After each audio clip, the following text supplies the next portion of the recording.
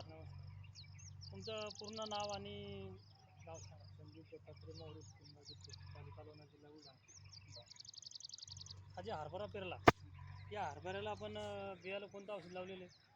S T आणि याला खत कोणतं टाकलेले?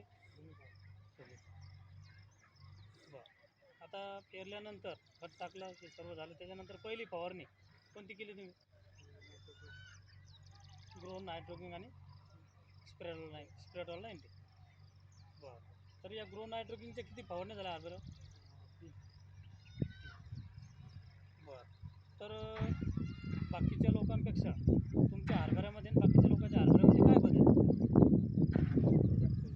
बरं. दाखवा ना बघा.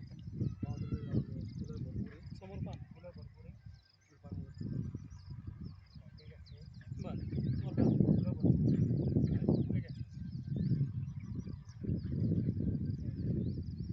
भरपूर लागलेले आहे. त्यानंतर दुसरा एक प्रश्न आहे आपला की हे जे ग्रीन प्लॅन्ट कंपनी तुम्ही प्रोडक्ट वापरले, याच्यापासून तुमच्या हरभऱ्याला खाली पांढऱ्या मुळाची संख्या कशी आहे, काय आहे? त्याच्या पाहिजे एखाद्या वेळेस भरपूर आहे ना.